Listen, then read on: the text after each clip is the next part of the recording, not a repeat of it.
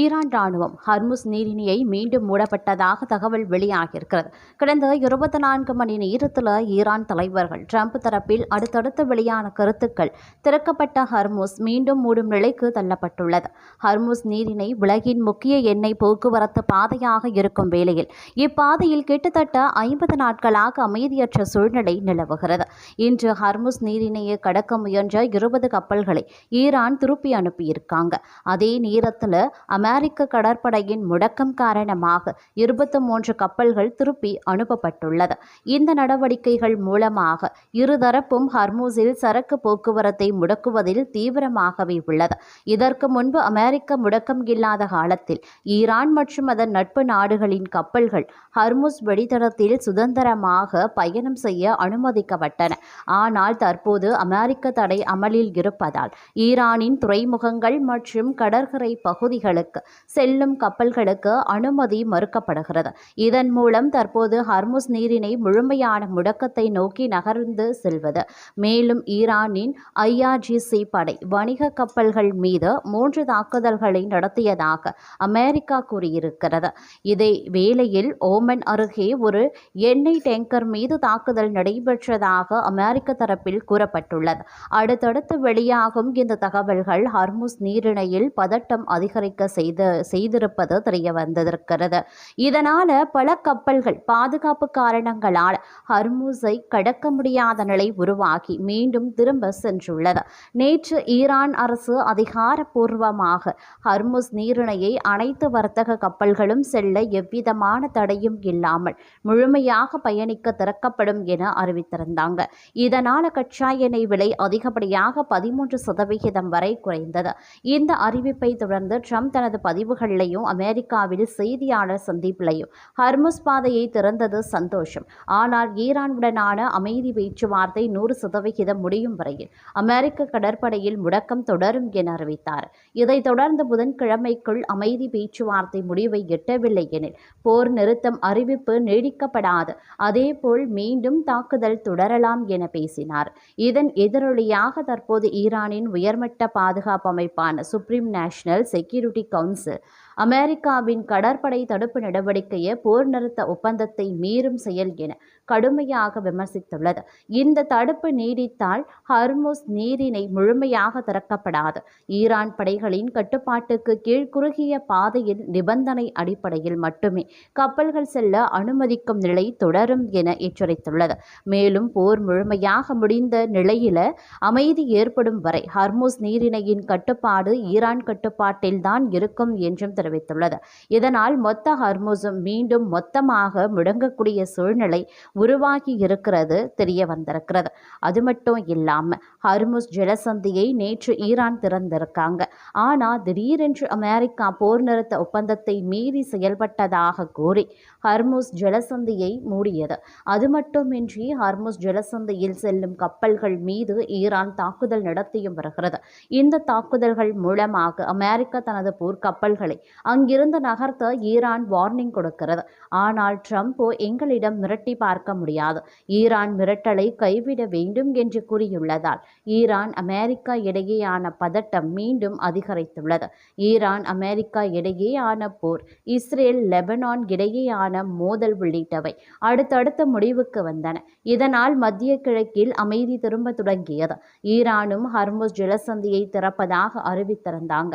India, சீனா உள்பட சில நாடுகளுக்கு மட்டுமே திறக்கப்பட்ட ஹர்முஸ் ஜலசந்தி நேற்று அனைத்து நாடுகளின் கப்பல்களுக்கும் திறக்கப்பட்டது. இதனால் அனைத்து நாடுகளும் ஹாப்பியாகின. உலகில் தினமும் நடக்கும் கச்சா எண்ணெய் கேஸ் வர்த்தகத்தில் 20% ஹர்முஸ் ஜலசந்தி வழியாகத்தான் நடக்கும். இது மூடப்பட்டதால் பல நாடுகளுக்கு பாதிக்கப்பட்ட நிலையில் அனைத்து நாடுகளும் ஹாப்பியாகின. ஆனால் இந்த மகிழ்ச்சி உடனடியாக முடிவுக்கு வந்துள்ளது. அதாவது ஈரான் தனது ஹர்முஸ் ஜலசந்தியை திடீரென மூடுவதாக அறிவித்திருந்தாங்க. அதாவது ஹர்முஸ் ஜலசந்தியை சுற்றி மட்டுமின்றி அமெரிக்கா தனது போர்க்கப்பல்களை நிறுத்தியுள்ளது. இந்த கப்பல்கள் பிற நாடுகளின் கப்பல்களுக்கு பாதுகாப்பு வழங்கி வருகின்றன.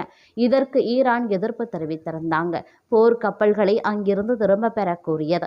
ஆனால் அமெரிக்கா கேட்கவில்லை. இதனால் கோபமான ஈரான் ஹர்முஸ் ஜலசந்தியை இன்று மீண்டும் மூடுவதாக அறிவித்திருந்தாங்க. அது மட்டுமின்றி எந்த நாட்டு வணிக கப்பல்களும் ஹர்முஸ் ஜலசந்தியில் நுழைய அனுமதி இல்லை. மீறினால் தாக்குதல் நடத்தப்படும் என்று ஈரான் எச்சரித்திருக்கிறாங்க. அது மட்டுமின்றி பல்வேறு நாடுகளின் கப்பல்கள் மீதும் ஈரான் தாக்குதல் நடத்தி வருகிறது. இந்தியாவில் பதிவு செய்யப்பட்ட சன்மார்க் ஹெரால்டு என்ற பிரம்மாண்ட சூப்பர் டேங்கர் உள்பட 2 கப்பல்களை நோக்கி ஈரான் படைகள் துப்பாக்கி சூடு நடத்தியதாக கூறப்படுகிறது. இதனால் மீண்டும் பதட்டம் அதிகரித்துள்ளது.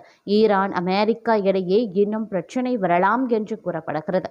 அது மட்டுமின்றி தற்போது ஹர்முஸ் ஜலசந்தியில் ஈரான் நடத்தும் தாக்குதல் என்பது அமெரிக்காவை மிரட்டும் வகையில் உள்ளதாக கூறப்படுகிறது. அதாவது ஈரானை சுற்றி நிறுத்தப்பட்டுள்ள அமெரிக்க போர்க்கப்பல்களை ட்ரம்ப் வாபஸ் பெற வேண்டும் என்பதற்காக இப்படியான தாக்குதல்களை ஈரான் தொடங்கியுள்ளதாக தகவல்கள் வெளியாகியிருக்கின்றன. இந்நிலையில்தான் ஈரான் செயல்பாடு பற்றி டொனால்ட் ட்ரம்பிடம் கேள்வி கேட்கப்பட்டது. அதற்கு டொனால்ட் ட்ரம்ப் ஈரான் அமெரிக்காவை மிரட்ட வேண்டாம், ஏனென்றால் நாங்கள் அவர்களுடன் பேசிக் கொண்டிருக்கிறோம். பல ஆண்டுகளாக அவர்கள் செய்து வருவதைப் போலவே இப்போதும் நடந்து கொள்கின்றனர். ஹர்முஸ் ஜலசந்தியை மீண்டும் மூட அவர்கள் விரும்புகிறார்கள். இருப்பினும் எங்களை அவர்களால் மிரட்ட முடியாது என்று கூறியுள்ளார். இதன் மூலம் ஈரான் ஹர்முஸ் ஜலசந்தியை மூடி கப்பல்களை தாக்கி அமெரிக்காவை மிரட்ட முடியாது, அதற்கு நாங்கள் அடிபணிய மாட்டோம் என்பதை ட்ரம்ப் வெளிக்காட்டியுள்ளார். இதனால் மீண்டும் இரு நாடுகளிடையே பதட்டம் அதிகரிக்க தொடங்கியுள்ளது. அது மட்டுமின்றி இந்திய கப்பல்களை தாறுமாறாக சுட்டி வீழ்த்தியிருக்காங்க ஈரான் துறைமுகம். அதாவது தற்போது பார்த்தீங்க அப்படின்னா உலக நாடுகளினுடைய கச்சா எண்ணெய் போக்குவரத்தில் உயிர் நாடியாக விளங்கும் ஹர்முஸ் ஜலசந்தியில் இப்போது மீண்டும் பரபரப்பு ஏற்பட்டுள்ளது. அங்கு திடீரென வெடித்திருக்கக்கூடிய துப்பாக்கி சூடு அந்த பிராந்தியத்தை ஒரு போர் மண்டலமாகவே மாற்றியுள்ளது.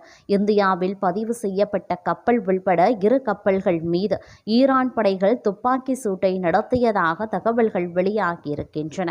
வளைகுடா பிராந்தியத்தின் நிலைமை இன்னும் சீராகவில்லை. தற்காலிக போர் நிறுத்தம் அமலில் இருந்தாலும் கூட சிறு சிறு தாக்குதல்கள் நடந்து வருகிறது. இதனால் அங்கு மீண்டும் எப்போது வேண்டும் என்றாலும் முழுவீச்சிலான போர் வெடிக்கும் என்ற ஒரு ஆபத்தான சூழலை நிலவி வருகிறது. இதனால் ஒட்டுமொத்த உலக நாடுகளும் வளைகுடா நாடுகளை உற்று கவனித்து வருகிறது. இதற்கிடையே இன்றைய தினம் அங்கு நிலைமை திடீரென கையை விட்டு போவது போல மாறியது.